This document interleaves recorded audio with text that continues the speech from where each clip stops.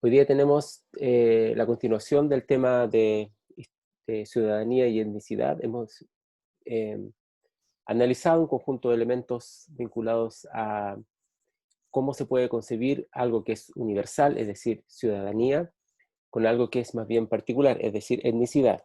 Entonces, hay algunos elementos que no tenemos el tiempo de discutir en este curso por lo panorámico que es, pero que ustedes podrían ser, para ustedes podría ser de mucho interés, supongo yo, que tiene que ver con el hecho de ese equilibrio entre las diferencias culturales. También podríamos ampliar esto a diferencias, por ejemplo, con diversidad sexual, también podría ser, y al mismo tiempo el concebir una suerte de igualdad en tanto se es ciudadano o ciudadana. ¿Sí? Entonces, ese elemento de eh, aceptar una diversidad, aceptar la diferenciación, pero al mismo tiempo no hacer distinciones que marginen a un grupo respecto de otro, es el tema más complejo que se articula frente a las nuevas maneras de entender lo que es la ciudadanía a partir de, bueno, probablemente de fines del siglo XX o comienzos del siglo XXI, como es el caso que vamos a ver hoy día eh, en Bolivia. Habíamos hablado de una mirada intercultural, es decir, definir lo étnico a partir, ¿no es cierto?, de la idea de que ya no se está ante un Estado homogéneo, eh, que como el caso de Chile, digamos que singulariza a todos, ¿no es cierto?, bajo la misma categoría, sino más bien a partir de una mirada que se ha denominado intercultural. Esto está muy influenciado evidentemente por discusiones globales, principalmente por lo que ha sido la discusión con los migrantes en Europa a fines del siglo XX, y también ha permeado también por otras miradas sobre todo lo que ha sido el movimiento de los afrodescendientes en los Estados Unidos, que han jugado un rol muy relevante para entender, digamos, este fenómeno, sumado al papel que se puede ver en lo que fue la transición de Nelson Mandela en Sudáfrica, que también juega un papel bien relevante. O sea, tenemos África, Estados Unidos, Europa, actuando de alguna manera eh, bajo ciertas categorías que también después son articuladas también en América. O sea, no estoy hablando de que sea una copia de lo que se hace en América, ni mucho menos, pero sí está en diálogo con estas perspectivas globales. A partir de los años 90, estamos hablando ahora de Bolivia, en todo caso, no lo dije. Eh, vamos a hablar, bueno, de hecho, podríamos cambiarlo entonces esto acá y poner acá Bolivia, porque vamos a hablar de Bolivia hoy día. Eh, entonces, a partir de los años 90 del siglo pasado, hay un conjunto de medidas orientadas, ¿no es cierto?, a un suerte de proyecto modernizador, como ocurrió también en muchas partes del mundo,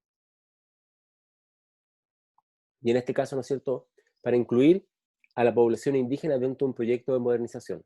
Es decir, de alguna forma, el proyecto sigue siendo un proyecto con tintes de alguna forma, no sé si homogeneizantes, pero de alguna manera se impone un proyecto sin discusión, y entonces a ese proyecto se articula una suerte de mirada intercultural, y por eso que se llama que es una mirada desde arriba. O sea, desde arriba se articula estas visiones de la interculturalidad. Es importante entender este proceso de fines de los 90, hecho principalmente por la centro derecha en política en Bolivia, porque son las bases a partir de las cuales Evo Morales construye sus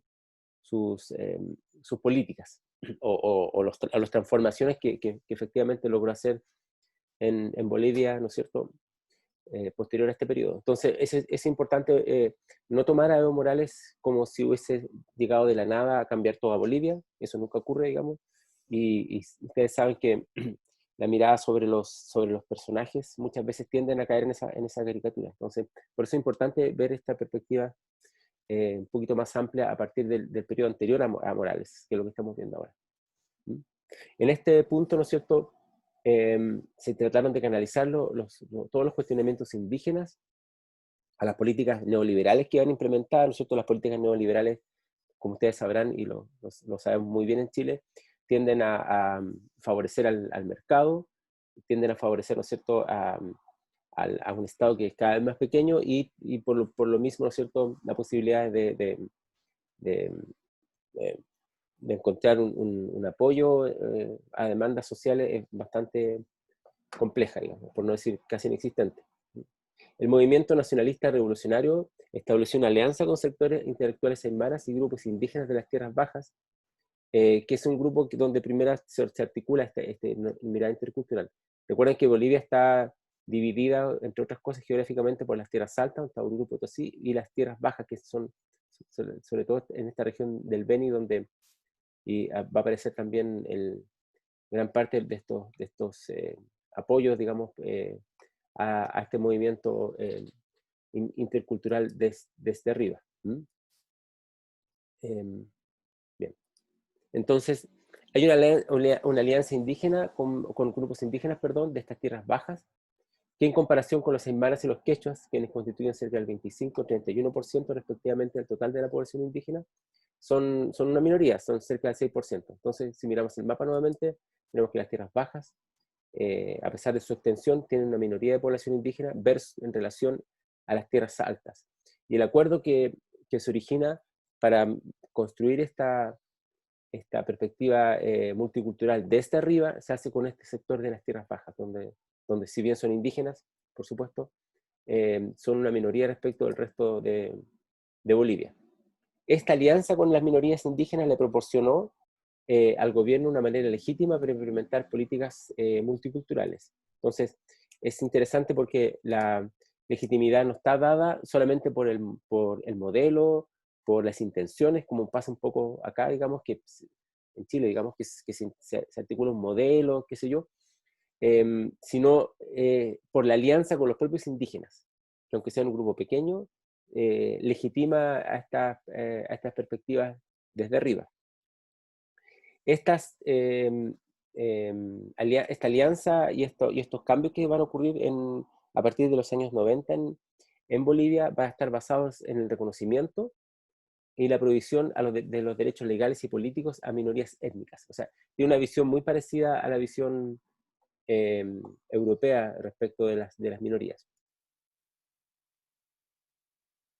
Ya habíamos visto acá en esta clase lo extraño que podía ser que si el 62% de la población en Bolivia se declara como perteneciente a una etnia, digamos, anterior a la llegada de los españoles, es muy curioso que se los trate como minorías étnicas. Es como si hubiese un estado mestizo y minorías étnicas representadas por los pueblos de origen, digamos, originarios.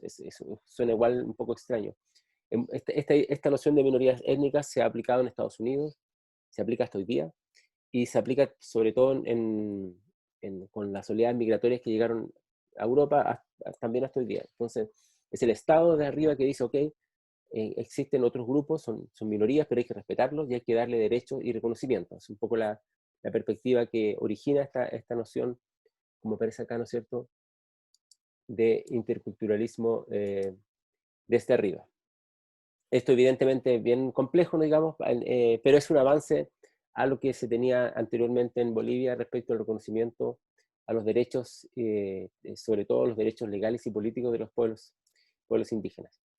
Em, Durante los 90, las demandas de los grupos indígenas de estas tierras bajas, como vimos que es una minoría, pero es una parte de los pueblos indígenas bolivianos, se convierten en los nuevos íconos de la relación entre indígenas y Estado. O sea, el Estado se vincula con los indígenas a partir de este pequeño grupo y con eso, ¿no es cierto?, lo proyecta a todo el país.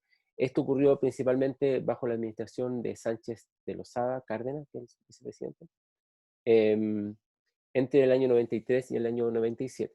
Acá hay varias reformas estatales que se aprueban para la inclusión indígena que se implementaron en este momento y yo pienso que es bien importante que ustedes las conozcan o las piensen también, porque son la base, como dije, para lo que fue la construcción posterior, ya en el siglo XXI por parte de Evo Morales. La primera es la Ley de Participación Popular, que buscaba, ¿no es cierto?, extender la presencia del Estado en zonas rurales, a partir de una descentralización de recursos y toma de decisiones a nivel municipal.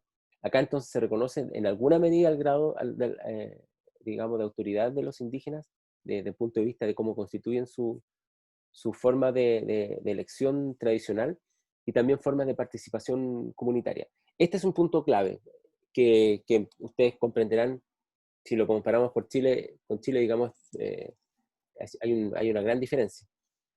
No se trata solamente de reconocer lo importante que son los indígenas en la historia, digamos, de un país o digamos, el orgullo, digamos, del origen, lo que ustedes quieran. Eso es algo muy abstracto. Lo que se trata acá, ¿no es cierto?, es de que el Estado pueda, ¿no es cierto?, el Estado, digamos, central, eh, pueda de alguna forma dejar espacios de poder. Y esos espacios de poder o descentralización, ¿no es cierto?, por ejemplo, en el manejo de recursos y toma de decisiones, se hace a nivel comunitario, en este caso a nivel municipal. Entonces, los municipios tienen una manera de articularse, hasta hoy día, digamos, esto ocurre en Bolivia, que no responde a una perspectiva central, sino a formas de participación, como dice acá ahí en la slide, formas de participación comunitaria. ¿Mm? Entonces, esto es fundamental. Primero, ¿no es cierto? Los indígenas deben verse reflejados eh, en las tomas de decisiones a partir de sus propias maneras de organizarse. Ya vimos que esto puede traer problemas porque, de hecho, se discutió después posteriormente en Bolivia. ¿Qué pasa si a nivel nacional las mujeres tienen, por poner un tema que se ha discutido en Bolivia, toda la igualdad para participar con los mismos derechos, ser elegida y poder votar? ¿Qué pasa si las formas de participación comunitaria son patriarcales, por ejemplo, las dejan fuera? Debemos respetar esas formas indígenas tradicionales y dejar que las mujeres u otros grupos eventualmente sean discriminados por un reconocimiento de las formas de participación originarias. Es un súper tema y hay que darle vuelta porque no es tan simple de solucionar. Después está la ley de reforma educativa, también nosotros el mismo año, que reconoce las lenguas indígenas y propone una educación bilingüe para las poblaciones indígenas. Posteriormente se va a hablar de una educación trilingüe, en la medida en que se reconoce, ¿no es cierto?, aparte del español, del castellano, se reconoce el quechua y el aymara como dos lenguas. Hay más en todo caso, en Bolivia como en muchas partes de América, ¿no es cierto?, aparte de esas dos.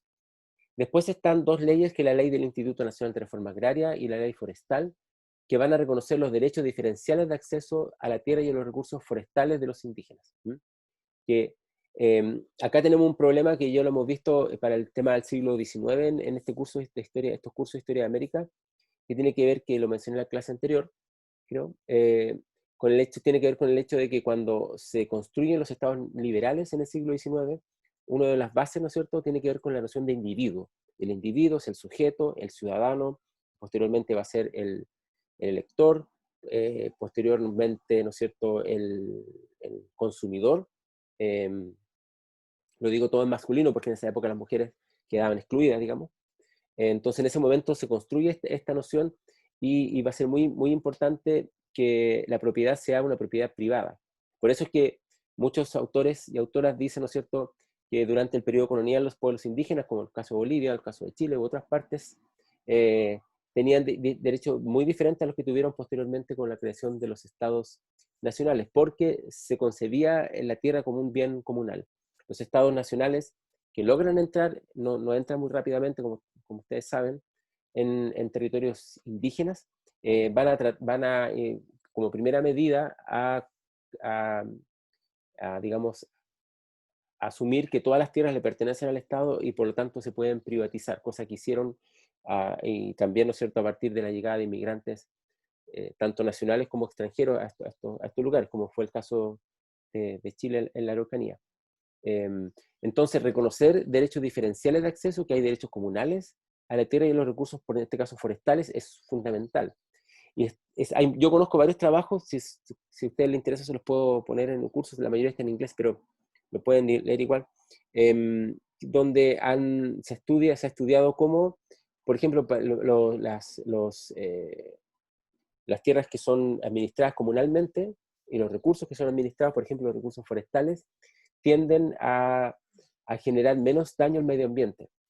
No porque los indígenas tengan una cierta particularidad respecto al medio ambiente que lo hace superior al resto de los nacionales, por supuesto, probablemente no sea tan así, sino más bien porque el ser un bien comunal tiene una perspectiva muy diferente en relación, ¿no es cierto?, a cómo se va a mirar el ecosistema en su totalidad, por tanto el agua y otros recursos. Y eso no solamente significa que uno le reconoce derechos, ¿no es cierto?, que evidentemente tienen los pueblos indígenas a propiedades comunales, sino que también es una súper buena medida para enfrentar temas como el gran daño que genera el medio ambiente ciertas actividades productivas, como lo podemos ver, ¿no es cierto?, lamentablemente en Chile, también con los recursos forestales y otros, digamos. Entonces tenemos dos elementos, tres elementos, perdón, para como resumir. La participación popular, es decir, se extiende la presencia del Estado a partir de una mirada donde los municipios toman decisiones, se reconocen lenguas indígenas, es muy importante el tema del idioma, eh, también, digamos, y el tema de las tierras. Entonces tenemos los tres elementos, ¿cierto? Autonomía política, de alguna forma, o pseudoautonomía, eh, derecho a hablar la lengua, porque la lengua es fundamental para articular, ¿no es cierto?, la cosmovisión, qué sé yo, y la lengua es fácil que se pierda, como ha pasado con el mapudungún acá en Chile, cuando no se reconocen las lenguas indígenas, el Estado no las reconoce, también genera un efecto que yo lo vi en las poblaciones, sobre todo de la Araucanía, que la gente le da vergüenza hablar el idioma ancestral, porque lo ven como algo, digamos, que lo comenté la vez pasada, algo así como si fuera de menor categoría, cosa que obviamente no es. Entonces es importante reconocer las lenguas indígenas y finalmente, ¿no es cierto?, los derechos a la tierra. Después hay una enmienda del año 94 a la Constitución Política que reconoce el carácter multiétnico y pluricultural de la sociedad boliviana. Entonces, si ustedes hablan del Estado pluriétnico o multiétnico boliviano con Evo Morales, tienen que reconocer y tienen que darse cuenta que eso no lo hizo Evo Morales en un comienzo. Él, por supuesto, lo lleva a niveles eh, impensados para Bolivia, que fue un gran trabajo, pero esto ya se había hecho durante el gobierno de Sánchez de Lozada, por gobiernos de derecha. Entonces es importante que ustedes lo vean porque no porque la derecha o la izquierda sea buena o mala, da lo mismo, no estoy hablando de eso. Lo que estoy diciendo es que lo que logró hacer Evo Morales venía constituido ya por un trabajo anterior eh, hecho, digamos, bueno, evidentemente presionado por, por los propios pueblos indígenas, no es que la derecha o que cualquier partido político de mutuo propio hubiese entendido esto y lo hubiese construido. También hay una presión muy fuerte ahí. Sea como sea, tanto por presión o porque alguien lo hizo, da lo mismo que lo haya hecho, ya había una base sobre la cual Bolivia podía reconocerse como un Estado pluriétnico. Entonces, eso es importante que lo miremos para el caso de Chile, eh, creo yo, porque no es tan rápido, digamos, son procesos que demoran, requieren, requieren tiempo. Vamos a ver estos dos artículos que son bien fundamentales. Como pueden leer el primero, se declara Bolivia libre, independiente y soberana, ¿cierto? Es una república unitaria, pero es multiétnica y pluricultural, fundada en la unión y la solidaridad de todos los bolivianos. Eh, Todavía sigue siendo una república unitaria, es decir, una sola, un conglomerado, pero tiene una diversidad étnica y pluricultural. Eso es un reconocimiento que es un avance, ¿no? Después, el artículo 171, se reconocen, se respetan y protegen en el marco de la ley los derechos sociales, económicos y culturales de los pueblos indígenas que habitan en el territorio nacional, especialmente los relativos a sus tierras comunitarias de origen, garantizando el uso y aprovechamiento sostenible de los recursos naturales, a su identidad, valores, lenguas, costumbres e instituciones. Bien, esto lo quisiéramos en Chile, pero sería extraordinario, ¿no? Entonces, se reconocen, se respetan y se protegen, ¿no es cierto? Ahí Son los tres elementos fundamentales: reconocer, respetar, es decir, considerar que es algo que se debe valorar, y se protege, digamos, en términos legales. Entonces ustedes tienen estas dos enmiendas constitucionales que hayan sido hechas bajo un gobierno de derecha o izquierda, un poco lo mismo, pero, ¿no es cierto?, que significa un avance enorme para lo que después pudo hacer Evo Morales. Bueno, como resultado de toda esta reforma hechas desde arriba, los pueblos indígenas adquieren un nuevo estatus como ciudadanos indígenas, que es un poco lo que estamos mirando acá en esta clase ahora, en la ciudadanía étnica. O sea, ya no es lo mismo ser un ciudadano boliviano que ser un ciudadano, digamos, perteneciente a una comunidad indígena. En este punto se proporciona a estos pueblos, ¿no es cierto?, una ciudadanía especial. Es un multiculturalismo liderado por el Estado, pero reproducen el arquetipo colonial de la sociedad dual. Dice, ok, tenemos un Estado unitario, digamos, y tenemos pueblos indígenas por un lado y población mestiza o, qué sé yo, de origen europeo por el otro. Sigue siendo una sociedad dual. Recuerden ustedes que una de las bases de la construcción, ya eso es más del siglo XVIII en todo caso, del imperio colonial español en América, tenía que ver un poco con esta sociedad dual. Por eso es que las ciudades tenían los pueblos de indios, que en el caso de Santiago estaba cerca de la iglesia de San Francisco, en el centro, digamos, el centro hoy día, ¿no? Entonces, si ustedes miran en Santiago, miran la iglesia de San Francisco y miran el sector que está hacia atrás, o los barrios, digamos, actuales de las calles París o Londres, ¿no es cierto? Ahí estaban los pueblos de indios, y el resto, y la ciudad española estaba lo que actualmente es la Plaza de Armas. Entonces había una división. Los indios podían trabajar, había una vinculación, pero la idea es que estuvieran separados, y los españoles, para poder, los criollos, para poder hacer una carrera, digamos, en la administración colonial, tenían que demostrar la pureza de sangre, que, como se decía, ¿no es cierto?, en esa época, es decir, demostrar que su origen era español y no mestizo. ¿Sí? Por tanto, había que ocultar esas características del mestizaje. En la práctica no se pudo hacer, por supuesto, como ustedes sabrán. Somos una población completamente mestiza hasta hoy día. Pero esa idea de sociedad dual es interesante porque es muy colonial y se reproduce a fines del siglo XX también en Bolivia. Finalmente, esto configura dos sistemas, por supuesto, que son diferenciados. Uno para poblaciones indígenas, que está vinculada un poco a la idea de que viven en el espacio rural, y otra para el resto de los ciudadanos bolivianos. Y aquí también nos encontramos con otro problema, que también es bien interesante de pensar. ¿Qué ocurre cuando las poblaciones indígenas en su mayoría no viven en el campo, sino que viven en la ciudad? Las poblaciones que se declaran indígenas. Si uno dice, va a dar una participación especial en municipios a los indígenas, ¿no es cierto?, que suponemos que viven en el campo, digamos, pues, supongamos acá, ¿no es cierto?, en Chile, qué sé yo, en la precordillera andina, en el caso del norte Aymara, qué sé yo, en la Araucanía, por supuesto, o en otros lugares. Pero ¿qué pasa cuando la gente que se declara indígena, que mantiene el idioma, que mantiene, ¿no es cierto?, su tradición, vive en Santiago, por ejemplo, en Rancagua, no sé, en Concepción o donde sea? ¿Mm? Debiera tener un estatus especial como ciudadano en Santiago porque tiene un origen indígena. ¿Se dan cuenta? Entonces, esta perspectiva que se llama acá um, interculturalismo desde arriba, supone de alguna manera que la población está separada, que están los indígenas por un lado, que viven en el campo, y que están los pueblos de origen, qué sé yo, europeo o mestizo, que viven en las ciudades. Bueno, es un problema que en el mundo contemporáneo tenemos que enfrentar cuando pensamos en ciudadanía y etnicidad. Yo les comenté en la clase anterior lo importante que es reflexionar sobre estos temas,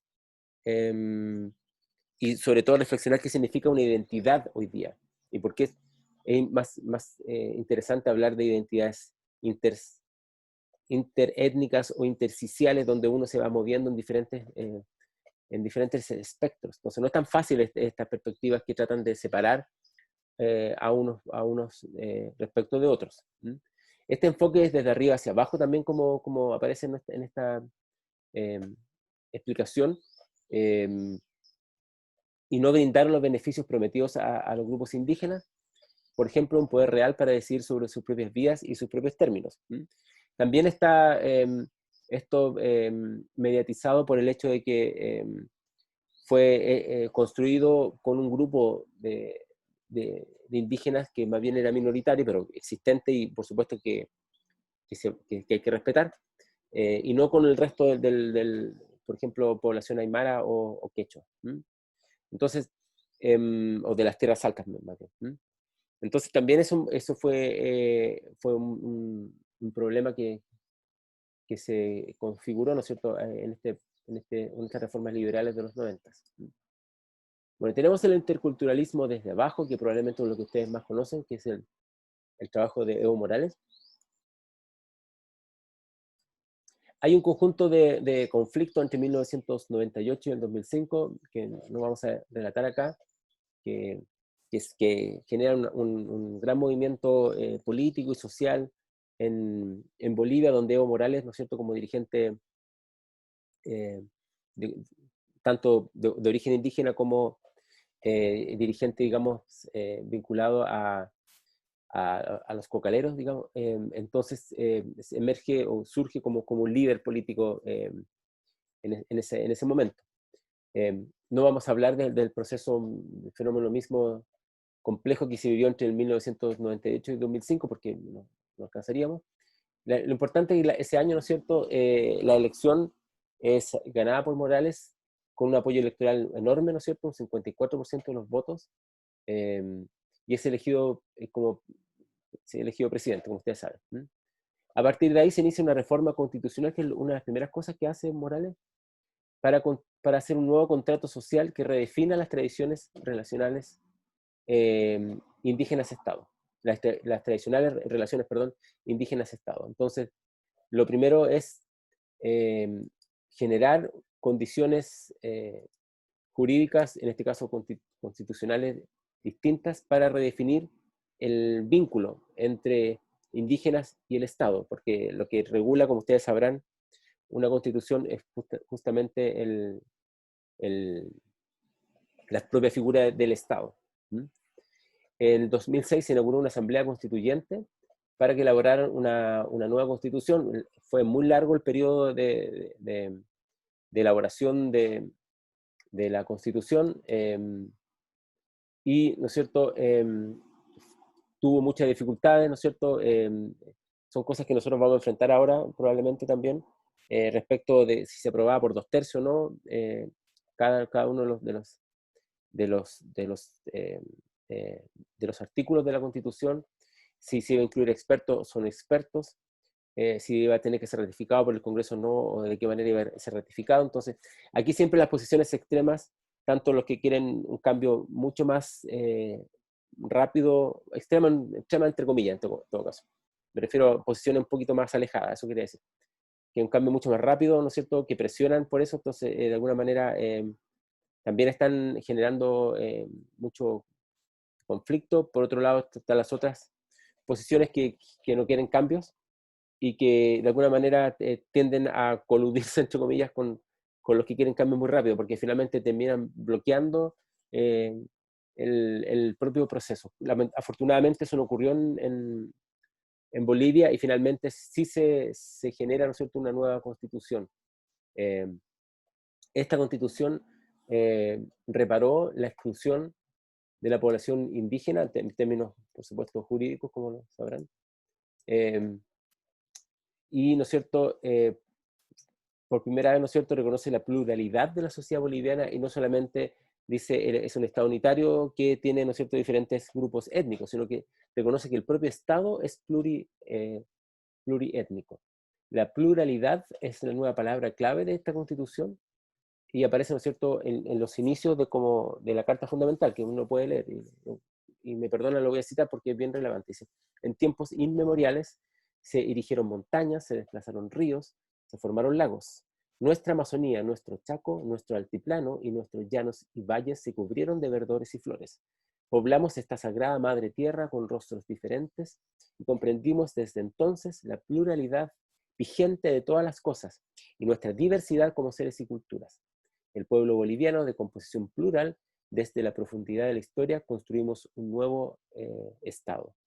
Ese es el inicio, es muy lindo esta frase, ¿no? Es el inicio de la propia Constitución. Y interesante porque, si ustedes lo miran, de alguna forma, la pluralidad y la diversidad está dada a nivel de cómo es la naturaleza. Eh, Son rostros diferentes, ¿no es cierto? Y comprende que la pluralidad, como dice ahí, está en todas las cosas. Y por lo tanto la diversidad cultural, étnica del pueblo boliviano es parte de esa pluralidad de la propia naturaleza. Hay una vinculación con la naturaleza que es muy lindo como van construyendo estas perspectivas y cómo aparecen en esta carta fundamental. Ya quisiéramos nosotros una carta que dijera esto en Chile, digamos, una constitución. Sí, es muy interesante. Bueno, pero este significado de pluralidad hay que llevarlo a términos prácticos, no se puede quedar uno con meras visiones introductorias, y queda expresado por los cambios introducidos en el Poder Judicial, como por ejemplo en el artículo 179. Esto es bien interesante porque reconoce la unidad de la función judicial, pero en tres jurisdicciones. Hay una ordinaria, que es la que se ha mantenido siempre, ¿no es cierto?, que es para cualquier causa. Una agromedioambiental, que tiene que ver exclusivamente con problemas que ocurren, digamos, frente a temas medioambientales, que es un poco parecido acá como lo que sería, ¿no es cierto?, el servicio de medio ambiente, en fin. Y también una indígena. Entonces, hay tres funciones judiciales que son reconocidas como jurisdicciones en sí mismas. La tradicional, la vinculada a temas medioambientales, y la indígena. Nosotros tenemos una sola, entonces si hay un problema, en Chile actualmente, no digo, si hay un problema por temas medioambientales, entonces uno tiene que recurrir a la justicia ordinaria. Si hay un problema de reconocimiento qué sé yo, de cualquier tipo vinculado a temas culturales también. Entonces, lo interesante acá es que no se queda solamente en una perspectiva, ¿cómo se diría?, meramente retórica, o en un mal sentido de la palabra. La retórica no es solo eso, ¿no? No, saquemos la palabra de retórica, porque ahí no me gusta eso. Pero en una perspectiva un poco, no sé, ¿cómo se diría?, enunciativa o abstracta, sino que lo llevan en términos prácticos. Y no hay nada más importante em, para, la, para el Estado de Derecho, para la imposición del Estado, que la justicia. Entonces, si la justicia ya reconoce una justicia indígena, significa que es un paso enorme, enorme, enorme, porque de alguna forma se constituye, ¿no es cierto?, una manera comunitaria, tradicional, también de administrar algo tan complejo y relevante como es la justicia. Aquí también tenemos, por supuesto, el problema de que esto debe estar acorde con todo con los acuerdos internacionales, en fin, con algunos criterios nacionales que también deben respetarse. O sea, no porque sea indígena puede pasar a llevar a otro tipo digamos, de normativa. Eso también siempre tiene que estar regulado y tiene que tener un gran equilibrio. Eso lo vimos nosotros, que lo he comentado otras veces, en el caso de Isla de Pascua, donde hasta hace poco, no sé si se cambió esa ley, tal vez ustedes lo saben mejor, se permitía que una persona, o sea, que cuando una violación lo cometía un hombre de origen pascuense, por ejemplo, tenía menos pena que si lo cometía una persona, un chileno, digamos. Entonces uno puede decir que porque en las culturas indígenas la violación realmente no es una violación como se considera, ¿no es cierto?, en la cultura occidental, eso va a tener una pena menor. Eso evidentemente no es por ningún motivo aceptable. Estoy exagerando algo que probablemente no ocurre, digamos, para este caso que estamos mirando ahora, pero solamente para exagerar, para que ustedes vean cómo, ¿no es cierto?, estas legislaciones deben vincularse con con unos criterios, ¿no es cierto?, normativos más universales. Hay un equilibrio que hay que hacer. Antes la Constitución, ¿no es cierto?, solo reconocía la justicia ordinaria y ya tenía la jurisdicción agraria, y esta que introduce la jurisdicción indígena le confiere un estatus similar a la propia jurisdicción que existía anteriormente, y eso es lo que he estado mencionando. También esta Constitución estipuló derechos culturales, sociales, económicos y políticos específicos a los pueblos indígenas, grupos originarios y campesinos. Por ejemplo, le reconoce su cultura, la propiedad colectiva de la tierra y el territorio, respeto por el conocimiento local y participación en instituciones del gobierno, que sean, digamos, de origen indígena. Entonces tenemos la jurisprudencia por un lado, las jurisdicciones, ¿no es cierto?, que ejerce la función judicial. Por otro lado tenemos, ¿no es cierto?, el reconocimiento a derecho en tanto se es parte de una comunidad indígena. La nueva Constitución creó posibilidades para dos formas complementarias de autonomía indígena, que es fundamental. O sea, no basta con reconocer los derechos, no basta con respetar y reconocer la lengua, ¿no es cierto?, y sentirse pluriétnico como país, sino que también hay que generar una autonomía. Una es la autonomía municipal y otro es las tierras comunitarias de origen. Los pueblos indígenas elaboran sus estatutos de acuerdo a sus propias normas, instituciones, autoridades y procedimientos, y los someten a un referéndum entre la propia población indígena. Y ahí entonces es cuando la propia cultura, digamos, y cultura comunitaria, me refiero a cultura en términos más bien vinculados a prácticas políticas, digamos, se pone como un elemento fundamental para decidir qué tipo de normas, instituciones y autoridades se dan a los pueblos indígenas. Recuerdo con Romero y Alboga, que son profesores bolivianos, ¿no es cierto?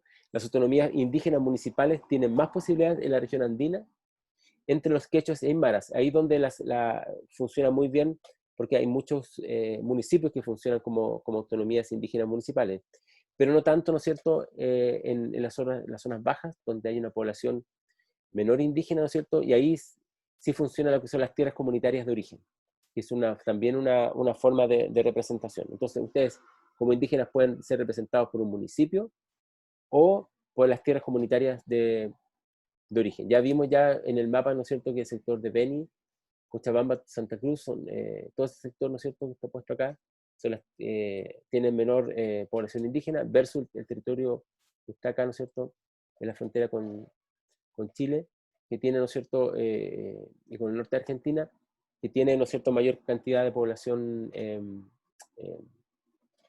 aymara y quechua y mayor cantidad de población indígena.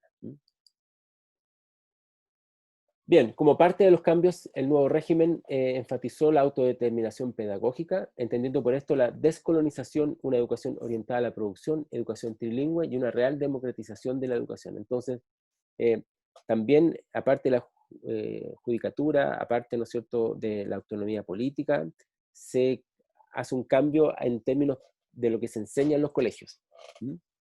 Esto que en el régimen de Morales llamaron autodeterminación pedagógica, es una descolonización para enseñarles de alguna forma no solamente la historia, sino que la mirada del indígena y la participación del indígena en la sociedad de una manera distinta. Es trilingüe y es un ideal de una mayor democratización. Bueno, esa propuesta del año 2006 fue en parte aprobada según estos principios. Después se crea una nueva ley agraria orientada a acelerar el proceso de recuperación de tierras, que privilegia los derechos de las comunidades indígenas y campesinas y la expropiación de tierras de los grandes asentados de las tierras bajas. Es otro aspecto que es fundamental para constituir un Estado pluriétnico. Las etnias tienen que tener un acceso privilegiado como comunidad a sus tierras, y eso también es algo que se implementó en Bolivia. ¿Qué podríamos sacar como conclusión de lo que hemos estado mirando para el caso boliviano? Yo sé que había puesto en la lectura el caso de Perú y México, pero creí que era interesante continuar con este caso boliviano, por eso lo modifico un poquito, en términos del transcurso de la clase, ¿no? La experiencia boliviana ilustra el proceso de construcción de una modernidad indígena, según algunos autores. Esto no es un retorno al pasado, sino un tipo de modernidad guiado por el posicionamiento político indígena. O sea, eh, se apropian elementos cruciales modernos, por ejemplo, en la educación, el idioma castellano no se abandona, la forma de ejercer la política, el encontrar resquicios en leyes existentes, como todas las aprobadas, ¿no es cierto?, por Sánchez de Lozada, para poder, ¿no es cierto?, ir avanzando, y la toma de la estructura del Estado, y esos son elementos cruciales en la lucha y defensa de los derechos indígenas. Entonces, no se trata solo de defender una identidad étnica, sino también de integrarse con elementos contemporáneos que permiten, ¿no es cierto?, constituir un Estado, constituir una nueva forma de educación, avanzar una nueva constitución.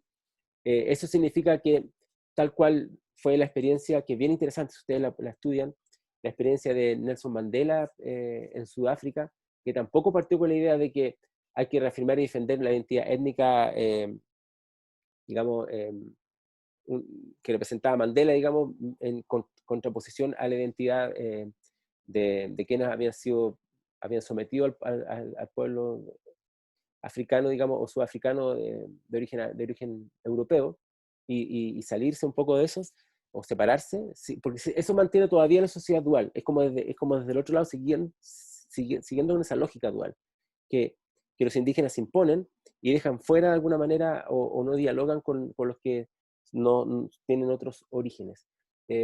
Mandela lo que hace justamente es integrar. Hay una película bien bonita sobre el tema del rugby, ¿han visto?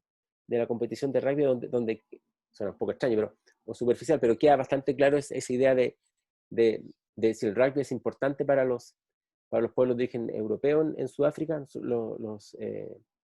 Los sudafricanos tenemos que interesarnos por el rugby, y constituirlo como un deporte nacional. Entonces, el caso de Bolivia, aunque Bolivia efectivamente uno puede mirar lo que no fue tan así como lo estoy diciendo, y que tiene más blanco y negro, ¿no es cierto? Demuestra, ¿no es cierto?, cómo no es solamente importante defender una identidad étnica, que es muy importante, ¿no es cierto?, tierra, costumbres, lengua nativa, conocimiento local, etcétera, sino también, ¿no es cierto?, constituirse como un Estado moderno que integra los elementos, que no construye sociedades duales, sino más bien afirma una identidad indígena sobre la base de derechos, ¿no es cierto?, sin quitar los derechos de alguna manera a otros, pero sí afirmando que ellos tienen ciertos eh, em, como privilegios respecto por ser de origen, digamos, ancestral respecto de otros, pero sin dejarlos fuera. O sea, hay que construirlo entre ambos, eso es lo que quiero decir. Em, que vamos a ver con el tema también de género, son posiciones personales sobre el tema, en todo caso, no tienen por qué ustedes, ni mucho menos, asumirlo tal como lo estoy diciendo, pero yo creo que si se va a constituir una etnicidad indígena y se va a transformar el Estado, no puede ser a costa de los que durante mucho tiempo estuvieron subyugando. No se puede cambiar un poco a los indígenas, no se puede dar vuelta a esto y pasar a ser de un bando al otro bando de una manera tal que algunos se sientan, ¿no es cierto?, discriminados o discriminadas. Eso es lo mismo con el tema de género, que se ha discutido mucho, digamos, si es necesario o pertinente, ¿no es cierto?, constituirse como un poder femenino separado de los varones, o los varones tienen que entender los cambios para que puedan ser parte de la propia revolución feminista. O sea, la revolución feminista tendría que ser hecha por hombres y mujeres, desde ese punto de vista. Y aquí también, ¿no es cierto?, los cambios eh, para ir avanzando a un reconocimiento de los pueblos indígenas y una nueva valoración y una participación autonómica de los pueblos indígenas deben ser construidos por todos, por indígenas y por no indígenas, no solamente como una suerte de perspectiva, digamos, de enfrentamiento. Eh, otras experiencias contemporáneas de emancipación de los pueblos indígenas como Perú y Guatemala, vamos a mirar el caso peruano en la próxima clase, En el caso de Bolivia, ¿no es cierto?, no apelan a la confrontación violenta tipo guerrilla, sino a la combinación de protestas sociales y políticas, alianzas con partidos tradicionales y negociaciones para formar su estatus de mayoría. Yo quiero que ustedes, por favor, piensen esto, porque lo más difícil es esto, es negociar, que es una palabra que aquí tiene mala fama, pero no hay que olvidar que imponer algo porque hay una mayoría, digamos, circunstancial, no soluciona los problemas, porque siempre va a generar un conflicto. Entonces, lo extraordinario que hacen en Bolivia durante la administración de Morales, ¿no es cierto?, es combinar protestas sociales y políticas, o sea, no abandonar la lucha en las calles, en los medios, digamos, públicos, eh, formar alianzas con partidos tradicionales, digamos, que por mucho tiempo habían estado de acuerdo con, o no habían visto el problema, de acuerdo con la discriminación, o no habían visto el problema de discriminación por otro lado, eh, y negociar, discutir, hablar. Si ustedes miran, por ejemplo, cómo fue el caso de la construcción de la Constitución boliviana, de la nueva Constitución, se darán cuenta que eso no fue una imposición, porque Evo Morales tenía 50 y tanto por ciento, impone, digamos, al resto una Constitución, sino que fue muy conversada, muy negociada, y eso requiere mucho trabajo, requiere un trabajo muy largo. Lo más fácil es decir, yo tengo la razón, y le impongo mi idea, ¿no es cierto?, al resto. Eso es súper fácil y se impone por medios violentos. Y es interesante que la visión de guerrillera del propio eh, Che Guevara, que de hecho muere en Bolivia, eh, nunca pudo dar eh, eh, solución al tema de la participación de los pueblos indígenas por esa vía, digamos.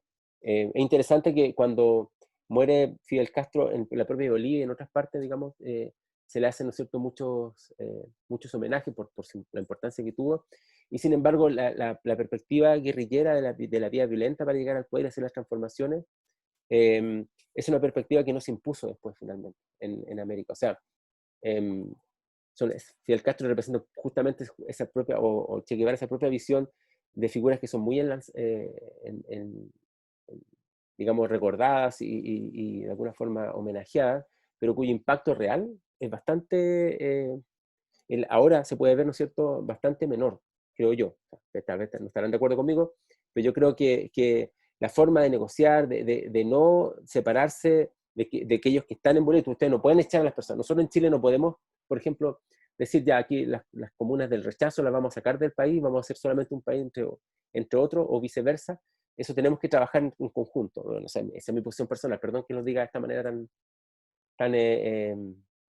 tan directa, pero creo que hay que tomar una posición al respecto, ¿no? Y es interesante lo que hace Bolivia, porque también opta por medios democráticos. La democracia es una manera legítima de articular un poder que nadie va a discutir después. Eh, Esta experiencia muestra, ¿no es cierto?, que construir una sociedad más diversa, igualitaria y culturalmente inclusiva, incluso en un contexto de super crisis, porque crisis tuvieron, ¿no es cierto?, siguiendo un camino democrático implica una transformación de las instituciones. Y eso es el gran problema que tuvo Morales, fue cuando eh, hace democráticamente una consulta para pedirle a las personas, porque la Constitución establecía que no había una reelección, digamos, eh, del, del gobernante, del presidente, y les pregunta a las personas en Bolivia si estarían de acuerdo con reformar la Constitución para que él pudiera presentarse nuevamente a una elección, y le dicen que no, y él igual se presenta por medios, digamos, eh, legislativos, que pueden haber sido legales, pero no legítimos probablemente, eh, genera un conflicto en Bolivia. Y entonces eso es muy interesante porque significa que todo lo que se puede construir, si uno se traiciona a sí mismo por querer mantenerse en el poder. Evo Morales hizo declaraciones donde él decía, yo no me veo fuera del poder en Bolivia, o sea, no me veo no siendo presidente. Y sobre todo porque lo que hace la ciudadanía que construyó Morales era una ciudadanía que la constituye a través de instituciones que no dependen de la persona que esté en el poder. De hecho, después de que Evo Morales se va, es otro tema, porque finalmente la elección no fue que donde gana Morales, digamos, no está probada que no hubo fraude como se dijo, digamos, pero bueno, en fin, es otro problema. Llega una persona de una corriente completamente distinta a Evo Morales y no puede hacer los cambios, no puede retrotraer lo que Morales hizo como cambio institucional en Bolivia. Entonces, claro, lo que él hizo fue, de mi punto de vista, traicionarse a sí mismo, porque se salta la democracia y con eso, ¿no es cierto?, genera el espacio para que alguien llegue de otra posición y haga una transformación completamente distinta, y retrotraiga todo lo que se había avanzado. Si uno lo compara con lo que podría eventualmente pasar en Venezuela, con todos los cambios que hizo Chávez, de modificar esa sociedad para hacerla mucho más democrática en algún sentido, o más igualitaria en otro sentido, pero amarrado tanto a la figura personal del propio Chávez y después de los que lo sucedieron, tanto esa figura que es muy paternalista, muy de caciques, digamos, políticos, finalmente termina con que el que llega después otro gobierno y borra todo lo que se había armado. Entonces, lo interesante de Bolivia es que pudo hacer transformaciones incluso a pesar de Evo Morales. O sea, a pesar de Morales, esto puede ser, a pesar de su interés de mantenerse en el poder, digamos, sin respetar las decisiones democráticas de que le dijeron que no se presentara nuevamente, a pesar de eso, Bolivia, ¿no es cierto?, es un ejemplo para el resto de América Latina de cómo se pueden transformar las instituciones por vías democráticas.